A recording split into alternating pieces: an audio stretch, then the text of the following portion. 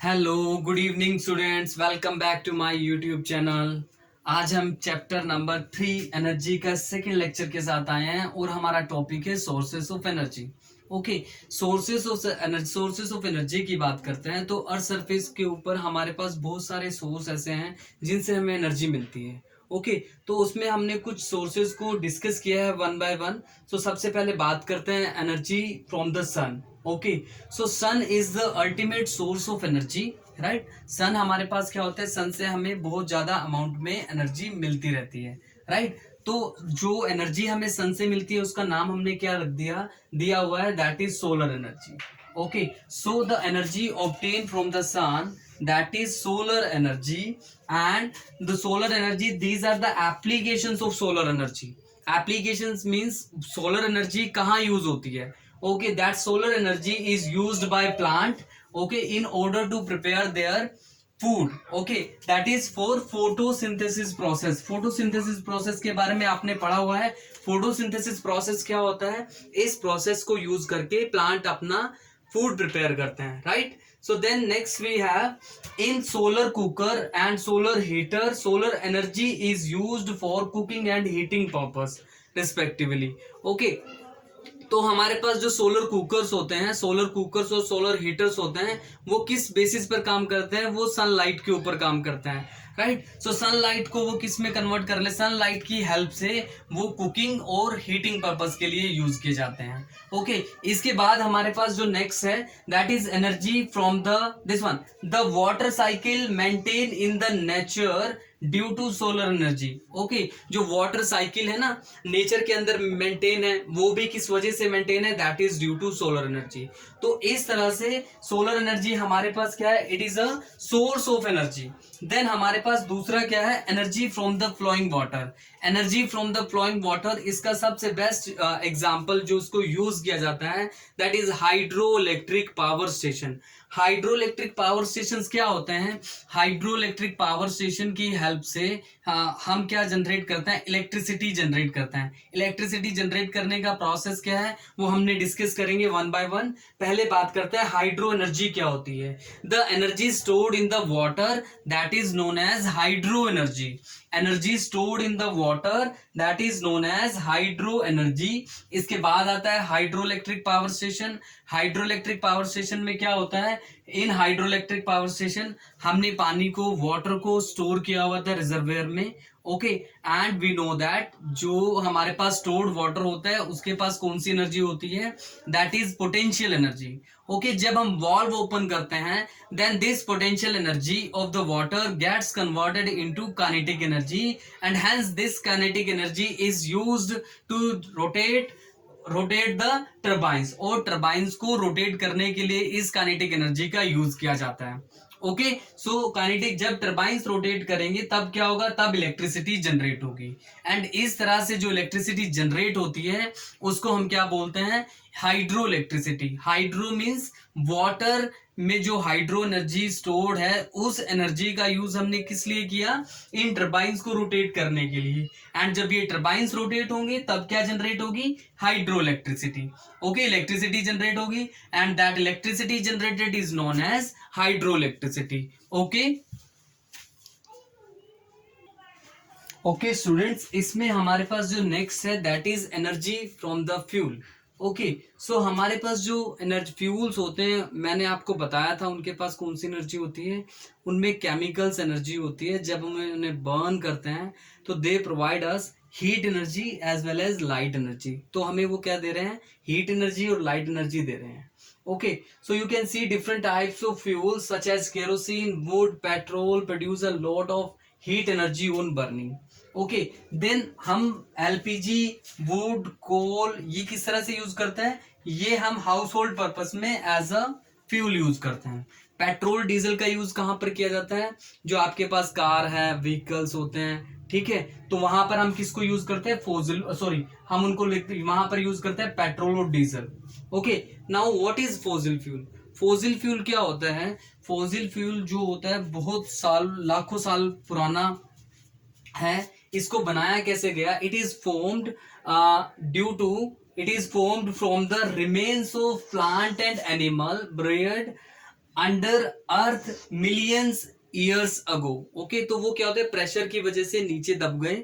Okay, और फिर वो किस में कन्वर्ट हो गए, वो पेट्रोलियम में कन्वर्ट हो गए। Right, so that fuel is known as fossil fuel. इन्हीं को जब हम रिफाइन करते हैं तो हमारे पास wax, kerosene oil, petrol, diesel, ये हमें सब मिलता है। ओके, सो नेक्स्ट हमारे पास क्या है, that is energy from biomass. Okay, so biomass में एनर्जी होती है, उसको कैसे फाइंड आउट करना है, देखिए जरा। पहले हमें बायोमास को समझना है, क्या होता है biomass. Biomass is organic waste such as garbage, cow dung, crop residue, dead animals, plants, उनको हम क्या बोलते हैं, उनको हम बायोमास बोलते हैं। राइट, तो जब हम उसको एक जैसे गड्ढा कर लेते हैं, ठीक है, उसको हमने क्या किया, उसको सीमेंटेड कर दिया, ठीक है, उसके ऊपर हमने एक डायग्राम आपकी बुक में अवेलेबल है, फिर हमने क्या किया, ये सारा जो बायोमास है उसको हमने किस में डाल दिया, उस गड्ढे में डाल दिया। ओके, और फिर हमने उसको कवर अप कर दिया।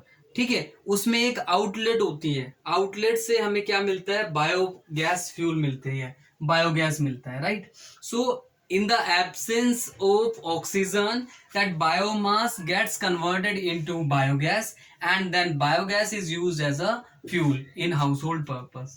Okay, then हमारे पास नंबर 5 है energy from the wind. Okay, wind mills, इसका भी बड़ा अच्छा एग्जांपल है विंड मिल्स का।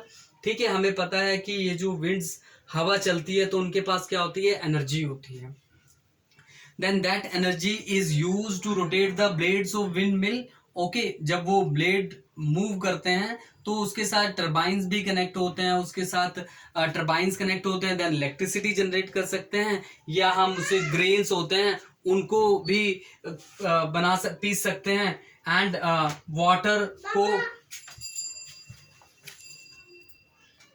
ओके, तो इसमें हम क्या करते हैं, विंड मिल से हम इलेक्ट्रिसिटी जनरेट कर सकते हैं। राइट, तो अगर पानी अर्थ सरफेस से पानी निकालना है, पंपिंग आउट वाटर पानी निकालने के लिए भी हम विंड मिल का यूज कर सकते हैं। सो that is the energy from wind. Okay, इसमें नेक्स्ट हमारे पास क्या है, टाइडल एनर्जी। टाइडल एनर्जी क्या होती है, देखो, जो सी वेव्स होती हैं, जब पानी की लहरें ऊपर ऊपर जाती हैं तो उनमें जब वो नीचे की तरफ आती है तो उनके पास क्या होती है, एनर्जी होती है। सो ये जो ओशन के अंदर हमारे पास क्या लगाए जाते हैं, tidal power plant, this one, tidal power plant. Okay, अब टाइडल पावर प्लांट क्या करते हैं, टाइडल पावर प्लांट पे हम ये जो सी वेव्स की एनर्जी को यूज करते हैं इलेक्ट्रिसिटी जनरेट करने के लिए। ओके, सो इस तरह से हम इलेक्ट्रिसिटी जनरेट कर सकते हैं। ओके, तो हमने किस एनर्जी को यूज किया, टाइडल एनर्जी को यूज किया इलेक्ट्रिसिटी बनाने के लिए। ओके, सो नेक्स्ट है इसमें, ओके, इसमें नेक्स्ट है energy from nucleus of an atom. Right, so ये एनर्जी कहाँ यूज की जाती है, न्यूक्लियर पावर प्लांट में। ओके, न्यूक्लियर पावर प्लांट में इलेक्ट्रिसिटी जनरेट करने के लिए इस एनर्जी का यूज किया जाता है। Now see, it is nuclear energy is the most powerful form of the energy and it is released either by splitting or combining the nuclei of two or more atoms. So then a large amount of energy is released, right? That energy is again used in the nuclear power plant in order to generate electricity, right? So उस energy का use किस लिए करते हैं, उस energy का use करते हैं इलेक्ट्रिसिटी जनरेट करने के लिए। राइट, तो अब हमारे पास इसमें नेक्स्ट है conservation of energy. Conservation of energy से मतलब है जो हमारे पास रिसोर्सेज हैं, एनर्जी के रिसोर्सेज हैं, उन्हें हमको एक लिमिटेड वे में और एक करेक्ट वे में यूज करना चाहिए। करेक्ट वे मींस, जैसे अगर हमारे पास देखिए, judicious and economic use of energy known as conservation of energy, that is known as conservation of energy. Here some examples are given like walk or use bicycle while traveling the small distance. जब हमें कहीं small दूरी पे, छोटे distance पे travel करना है, हमें वॉक से जाना चाहिए, बाइसिकल यूज करनी चाहिए। बिकॉज अगर हम इस छोटे डिस्टेंस को ट्रैवल करने के लिए अगर हम व्हीकल्स यूज करेंगे देन पेट्रोल लगेगा, पेट्रोल क्या है? Petrol is the fossil fuel, it is available in limited amount, it is available in limited amount. So हमें क्या करना चाहिए? पेट्रोल को बचा कर चलना चाहिए। जैसे सिग्नल पर जब सिग्नल ग्रीन नहीं होता, रेड होता है, तब हम क्या करते हैं? अपने जो व्हीकल्स हैं उनको ऑफ कर देते हैं, सो दैट कि पॉल्यूशन भी कम होता है, इससे हमारा क्या होता है? पेट्रोल भी सेव होता है। Okay, switch off electrical appliances when not in use. Okay, that is also very important. Again हम इलेक्ट्रिसिटी को सेव कर रहे हैं। Use biogas as a source of energy. Biogas क्यों बोल रहे हैं? बायोगैस क्या होता है? वेजिटेबल वेस्ट काउ डंग से मिलकर बनता है एंड इजिली अवेलेबल है।